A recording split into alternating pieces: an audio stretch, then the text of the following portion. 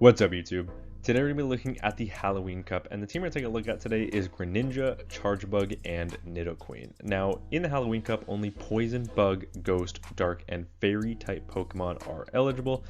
And as you'll notice, the top 10 ranked Pokemon, Clodsire, Carbink, Nidoqueen, Galarian Corsola, Runerigus, Klefki, Shadow Nidoqueen, Shadow Scizor, Drapion, and Shadow Sableye all lose to Greninja, and that is why this Pokemon is so incredible in this cup. I have no idea why it is ranked all the way down at number 40, especially when it beats all 10 of the top 10 ranked Pokemon. You may be wondering, well, Mark, Klefki is a Fairy type. How is Greninja as a Dark beating a Fairy? That's because that Fairy type is using Astonish and Foul Play, and it takes 4 Astonishes and Foul Plays to get there, so you can actually win it in the ones just because you purely outpace. So this Pokemon is an absolute menace.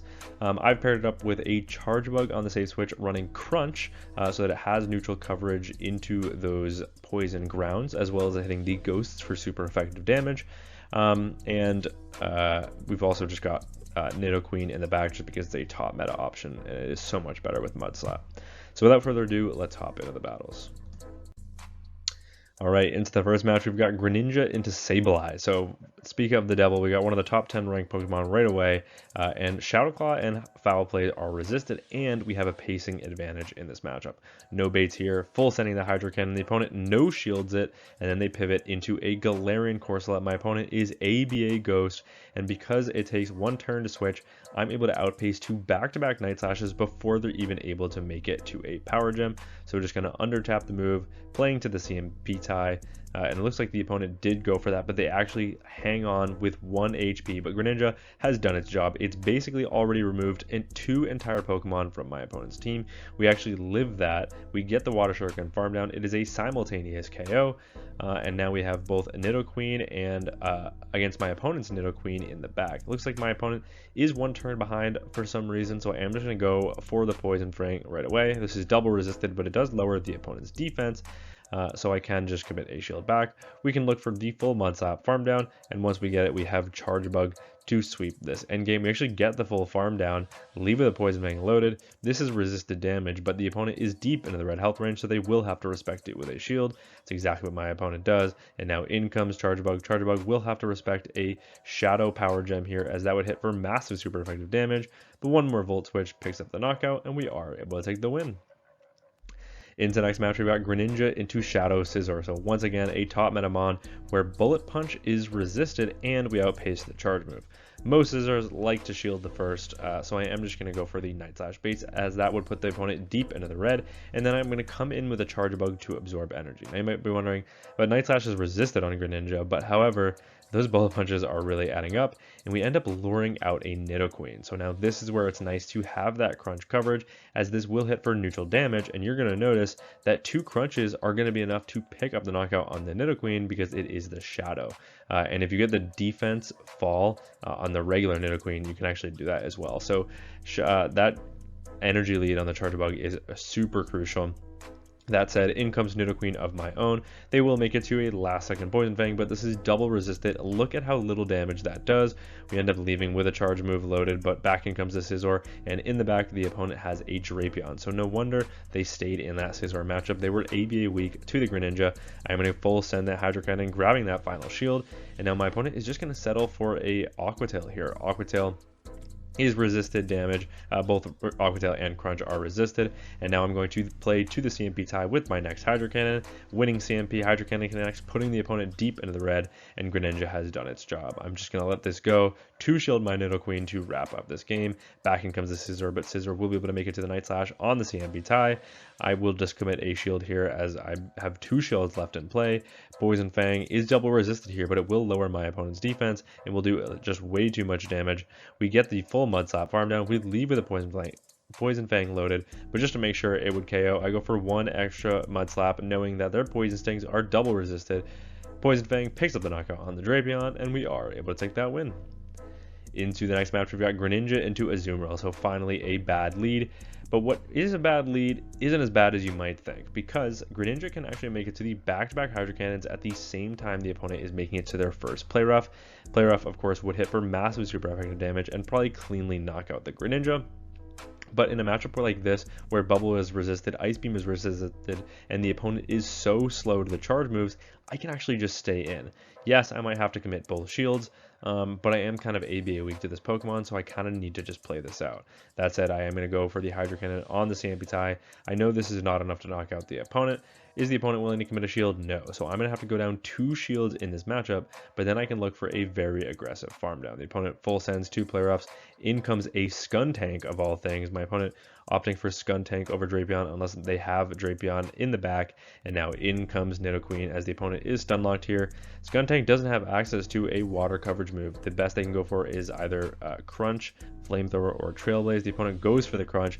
That allows me to get a full Mud Slap farm down. If the Azumarill comes back in, I'm going to make it 2 back-to-back Poison Fangs, which means they cannot shield this up. And that means I'm going to be able to permanently debuff my opponent with a Poison Fang. In the back is that Drapion, so the double Dark Poison backline. Here comes the Poison Fang that permanently lowers my opponent's defense. These Mud Slaps are doing huge damage, forcing the opponent to throw their energy as soon as they get it. Aqua Tail does pick up the knockout on the Nidoqueen, but now I can just come back in with, or no, I'm going to come in with the Charge Bug instead, and then absorb energy onto my Greninja.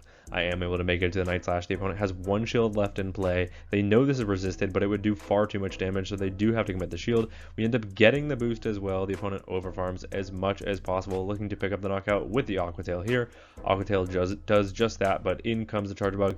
Now we just have to hope the opponent is not at the back-to-back crunches.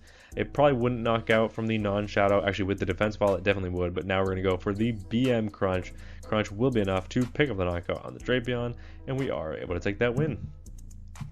Into the next match, we've got Greninja into Shadow Drapion. So another good lead for the Greninja as the opponent is completely walled with their charge moves.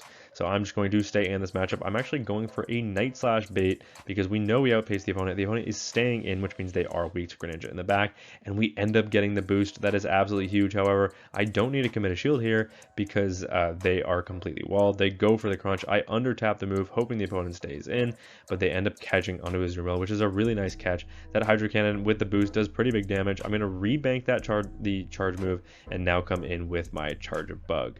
Charge of Bug will be outpaced to the charge move because of it, but I do know that I can live any one charge move. They actually full send a Hydro Pump there. That does big damage, but we are able to make it to the discharge after throwing on good timing. Discharge number 1 picks up the knockout on the Azumarill. Back in comes, or actually comes in a Scizor in the back. Scizor will be hit with a discharge as well. It's actually the non-shadow shiny Scizor. Very cool flex from my opponent. But at this point, I can just align my Nidoqueen, and Nidoqueen can just look for a full farm down. I will just let the first one go, as this is going to be the least threatening move that they have left in case they get the Night Slash or Trailblaze boost. Back in comes the Drapion, but now I can just start committing shields and looking for a full farm down. I have loads of energy on my Nidoqueen, and I will be able to outpace the opponent to back-to-back moves before they can get there because they had no residual energy. They end up shielding up the Poison Fang, but there is more where that came from. Here comes Poison Fang number 2. Poison Fang number 2 picks up the knockout on the Drapion, and now we just have to look for the Mud Slap farm down on the Scizor. We do get it. The opponent goes down, and we are able to take that win. Into next match, picking up a kind of neutral lead because Sucker Punch is resisted, so I'm just going to stay in this matchup knowing that I do outpace. The opponent ends up safe switching into a Dedenne, only to be met by the Nidoqueen. The opponent instantly resigns the match, and we are able to take that win. Picking up kind of a tricky lead in the next match, we've got Greninja into Golurk. Now you might be wondering, why is this a tricky lead when all we have is super effective coverage? And that's because Mud Slap from Golurk does so much damage that they can fully farm us down in the 2 shields. In fact, I think they can just go for a 1 shield full farm down if they never throw energy. However, this opponent does throw energy, and even though they're going for the Shadow Punch bait, that's okay because I'm going to be able to make a 2 back-to-back charge moves here, and because they threw, I will be able to take switch. But if my opponent had decided to not throw, or if they were merely the Shadow Golurk, we'd be in a very tricky situation. In comes a Air Slash Mana Buzz in the back, and now we get that boost. So here comes a Hydro Cannon that does huge damage, putting the opponent into the yellow health range, and now in comes Charge Bug with the alignment that we want. In the back is Carbank, so having switch advantage was absolutely everything in this matchup. Poison Fang is only neutral here because Rock resists poison, but Fairy Take's super effective, so I'm just going to go for the harder hitting Stone Edge. The opponent ends up going for the Rock Slide, seeing the damage, resigning the match, and we are able to take that win. Picking up another good lead, we've got Greninja into the Clodsire, and the Clodsire is staying in. So I'm going to overfarm a little bit, anticipating that my opponent is weak or watching for the catch, but the opponent does not go for it. They are going to outpace me to the Stone Edge, but Stone Edge is not enough to knock out, and Poison Stings really don't do that much damage. So now I can look to connect with a Hydro Cannon that'll hit for massive super effective damage, and now we look to connect with the Night Slash once I get to the back-to-back, knowing that I do outpace, and Night Slash from this range does pick up the knockout. In the back, my opponent has a Jellicent, so already ABA weak to the Greninja. Greninja putting in so much work in these matchups, and if they don't throw, which they can't because they haven't got to a charge move yet, I'm going to make it to yet another Night Slash. Greninja able to take out 1.5 Pokemon and gain a shield advantage on the lead, and now I can align the Charge Bug where I want. Charge Bug can absorb one charge move here, so I will let the first one go. It is the Shadow Ball. That does pretty big damage, and if the opponent makes it to a second charge move, I will commit the shield because I don't yet know what is in the back, and it could be something else weak to Electric. They end up just going for the Surf, and in the back is actually a XL Frillish level 50 from my opponent. That is such a cool pick. I'm going to connect with the Crunch. That does huge damage. The opponent tries to no shield, but it's too little too late, so we are able to take that win. Into the next match, we've got another Clodsire on the lead. This is once again a great matchup for the Greninja, and once again, the opponent is staying in this matchup. So this is absolutely huge. You're going to connect with a Hydro Cannon instantly this time, not messing around. That way I can commit a shield if I'd like. The opponent ends up going for the catch, but I hold on to my energy, and it looks like it's a Shadow Claw Gliscod in the back. So what I'm going to do is I'm going to come in with my Charge Bug after connecting with that Night Slash, knowing that I can just look for a full Volt Switch farm down before the opponent is able to make it to back-to-back charge moves. Volt Switch number 4 picks up the knockout. We come out completely loaded with energy, but the opponent knows that I would be completely walled against a Clodsire if I was running Discharge plus X-Scissor. Do they respect the Crunch? They actually do respect the Crunch, which is pretty unfortunate. I guess an X-Scissor would probably nearly knock them out from that range as well. Now the opponent will throw their energy, which is really nice because now in comes Nidoqueen. In the back is a Murkrow, and I make a kind of a mistake here. I end up just settling for the Night Slash, anticipating that my opponent would instantly shield because Murkrow is so glassy. But that's probably the incorrect play. I should have committed to the Hydro Cannon there, even if I do get outpaced, because Hydro Cannon would basically cleanly knock out the Murkrow. And if we grabbed that shield, it's game over anyways, because we could just get to a Stone Edge on the Nidoqueen. That said, the opponent tries to get the full farm down, allowing me to get to 3 Night Slashes, picking up the knockout on the Murkrow. Back in comes the Clodsire, and they resign the match, so we are able to take that win. Murkrow on the lead this time, but we do outpace this Pokemon, so no point in baiting here. Night Slash would be kind of a risky bait, even though it is the Shadow Murkrow, where they're pretty much guaranteed to shield. But the opponent does put up a shield. The only way to outpace my opponent here is to throw on alignment. So what I'm going to do is I'm going to throw 2 Water Shurikens, wait the turn, but the opponent ends up making the catch anyways. Maybe they waited the turn there, or the visuals did not update, but they end up getting the catch of the Hydro Cannon onto a Dedenne in the back. Dedenne will make a Parabolic Charge, but this is double resisted, so I can definitely just let this go. Parabolic Charge does very little damage. And if they come back with a Murkrow, I'm going to be able to make it to a Poison Fang. They knew they can throw energy because 1 Drill Peck would not be enough to knock out. Poison Fang does grab the second shield from the opponent, and look at these Mud Slaps go. They're basically doing as much damage as the Pecks. But at this point, Nidoqueen has done its job. We actually live that, and in the back is my opponent's Nidoqueen as well. Nidoqueen will be outpaced to the charge move here. I am able to make it to the Crunch, and Crunch from this range does put the opponent at about 50% HP. I believe if they full send a Stone Edge here, I will be able to make it to another charge move, so I do end up committing the shield, and now I can look to overfarm, throwing on good timing 2 Volt Switches, which is 8 turns versus 3 Mud Slap, which is 9. Crunch number 2 connects, nearly knocking out the opponent. We get the Volt Switch farm down, and back in comes the Murkrow. Murkrow will have to throw energy in order to pick up the knockout here, and which means my opponent is energy dry. Back in comes the Greninja, but Greninja will be able to outpace the opponent. We make it to the Night Slash. Night Slash is resisted damage, but from this range, it picks up the knockout on the Murkrow, and we get a boost to go, and we are able to take that win. Into the next match, picking up another good lead, we've got Greninja into Nidoqueen. So this is another matchup where obviously Mud Slaps do quite a bit of damage. The opponent ends up going for the catch of the Hydro Cannon onto the Guzzlord, and Charge Bug actually isn't a great answer to Guzzlord without X-Scissor because we would now be completely walled, so I'm forced to come in with Nidoqueen. Nidoqueen will be able to make it to the Stone Edge here, and Stone Edge will hit for some pretty massive neutral damage. That connects, putting the opponent deep into the red health range. They will make it to 1 final Brutus Swing, but I know I can live this, but probably only at 1 HP, which means that we will get the simultaneous knockout here. Now, I've kind of left it up to the Pokemon gods who gets the switch advantage here. I end up just tapping, and unfortunately for me, my opponent gets it. However, I had the charge move loaded, which means I can snipe with a Greninja after throwing a Volt Switch. Hydro Cannon does end up grabbing a shield from the opponent, and now they will end up throwing their energy, but that is okay with me because I should still be able to outpace the opponent. In the back is a Morpeko. Morpeko now will be hit with a neutral Hydro Cannon. This will still do massive damage to the Morpeko if they let it go, and they do, which is absolutely massive because now I'm actually not convinced that my Nidoqueen could win this game, so I'm actually just going to commit the shield, or my Charge Bug could win this game against the Nidoqueen.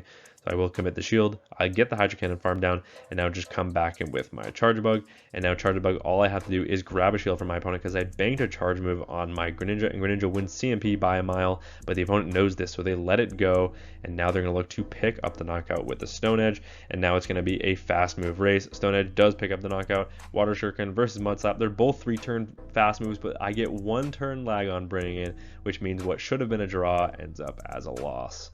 Into the next match, we've got Greninja into Shadow Scizor. This is another good lead. The opponent ends up save switching into a Malamar, but Malamar is not a great answer to Greninja either because Malamar has double resisted Psywaves, which means I can connect with a Hydro Cannon and then pivot into my Charge Bug. Charge Bug, working as a damage sponge here, will be able to absorb this energy from the Malamar. 2 foul plays, not enough to knock out before I get the full Volt Switch farm down. The opponent does make it to a foul play on 1 HP, but this will not be enough to knock out. Charge Bug hangs on 1 HP. We make it the Crunch. Crunch does like 4 more damage than the Discharge here, so I will end up going for the harder hitting move, looking for fishing for the debuff as well. And in the back is a Shadow Galvantula from my opponent. Very cool pick, but I will be able to connect with a Hydro Cannon, grabbing a shield, and now in comes the Nidoqueen. The opponent sees the Nidoqueen, resigns the match, and we are able to take that win. Into the next match, we've got Greninja into Shadow Scizor. Once again, the opponent this time is playing out this matchup. So I'm going to go for a Night Slash bait, anticipating that my opponent, because they're weak to this in the back, is likely going to commit a shield, and that's exactly what happens. Now in comes Charge Bug to absorb this energy. The opponent ends up going for a Discharge catch onto their Clodsire, but I hold on to my energy, and now that means I'm going to be able to start spamming out these crunches on the bulky Clodsire. Clodsire can absorb like 4 of these crunches, so it's still not a good matchup for the Charge Bug, but at the very least, we can at least force them to throw energy and knock him out with 100. The opponent now going to connect with a Stone Edge. This will hit for massive super effective damage and cleanly knock out the Charge Bug, and now in comes Nidoqueen. I can just match shields here, go for a 1 shield farm down, and come out loaded with energy, so that's exactly what I'm going to do. We get the Earthquake call right, looking for the full Mud Slap farm down. Can we get it? Yes, we can. That is absolutely huge. Is the opponent going to come in with their third? Yes, they are, and it's a Klefki in the back, which takes super effective damage from our fast moves, but resisted from our charge moves. So what I'm going to do here is go over the catch of the foul play onto my Greninja. A bit of a risky play as the opponent is a fairy type and could have just farmed to the play rough. That said, we end up luring back out the Scizor, but I'm calling the bait here. No way you're going for a Trailblaze. It is just a Night Slash. We hang on, and we're able to make it to a Night Slash of our own. Night Slash from this range will be enough to pick up the knockout unless the opponent commits the shield, and that's exactly what the opponent's going to do. But at this point, the game is already over. I can commit a shield here on the Night Slash. Night Slash is not going to connect to the shield, but they actually make it to yet another Night Slash. I know I can live this, so I'm not too worried about it, and I will be able to come out with a charge move loaded for the Klefki in the back. Back in comes the Klefki. We already have a Stone Edge loaded. This is resisted damage. It might not be enough to knock out, but with that Mud Slap and 1 more to go, we are able to take that win. Into the next match, we've got Greninja into regular Scizor this time, and once again, the opponent is just going to stay in this matchup. I felt like it was too risky to bait a regular Scizor because they could actually very comfortably live the Night Slash, so I am just going to go for the Hydro Cannon, and that does end up grabbing a shield. In comes the Charge Bug, but the opponent is throwing the Night Slash here, which is absolutely fantastic, wasting their energy, and that's exactly what we want. But this opponent stays in. Something is clearly wrong with the opponent's team. They've got a weakness to Charge Bug in the back, perhaps a double weakness if they don't want to come in with absolutely anything. I am going to let a second Night Slash go, knowing that I can survive this and make it to another charge move. The opponent ends up going for the catch, but it would have been a Discharge, so that's okay. Discharge now will be able to connect against the Wigglytuff, and now in comes Nidoqueen. Nidoqueen, of course, will hit for super effective damage with the Poison Fang. The opponent tries to throw on the CMP tie with the Icy Wind, but I will just commit the shield, look to overfarm as much as I can, and then connect once I get to the back-to-back charge moves before the opponent can make another Icy Wind. Poison Fang from this range, it's super effective damage. It easily knocks out the Wigglytuff. Are they going to come in with their lead, or are they going to show me their third? In the back is a Greninja. I try and wait the turn. You saw it there, but the game just did not visually update until it was too late. So I ended up going for the undercharge of the Stone Edge and then the catch onto the Greninja. The plays you have to make when this game doesn't work. We get the Night Slash catch. That is absolutely huge. Can we get the full Water Shuriken farm down? Yes, we can, leaving with a charge move loaded. And now this will put the opponent in Poison Fang range, which means the opponent will need to farm up to 3 charge moves before I'm able to make it to another charge move. The opponent knows they can't do that, so they're just going to look to pick up the knockout with the Night Slash on my Greninja. But now the question is, can my opponent make it to back-to-back charge moves before I'm able to make it to a Poison Fang? And the answer is no. The opponent does not have enough for back-to-back charge moves, so I can just commit the shield, click the Poison Fang from this range will easily be enough to knock out the Greninja, and we are able to take that win. So yeah, that is Greninja, Crunch, Charge Bug, and Nidoqueen in the Halloween Cup. I honestly had so much fun playing with this team on stream. Greninja just core breaking so many teams. I wouldn't be surprised if you see even more water types in this meta. I saw so many Azumarills, other Greninjas, even Jellicents out there. So having that Charge Bug as well is super nice, especially for the Flyers as well. You're going to see an uptick in Murkrow, I think, because Murkrow double resist the Mud Slap, and it has fantastic pacing. It does well into the other darks because it's a Peck Drill Peck user. And then Nidoqueen is top meta for a reason. You do have those steals, and you've got the other poisons, so having that Mud Slap and that just a nice charge move coverage is really nice. But yeah, before I wrap up this video, I do want to say thank you to the expert trainer members on this channel: Benny Hemlock, Dr. Green Mustache, Eliana, Perry G, Blue Nation, Peter Rushworth, Alright 504, Chompus Clips, and Sons of Code, as well as an extra special thank you to the legend trainer members on this channel: Andrew Pitten, Musachu, Noodleman, Speedster, Estros, Fast Eddie Boss, CD Slaskus, and Star Bonsai. Thank you all so much for watching, and until next time, peace!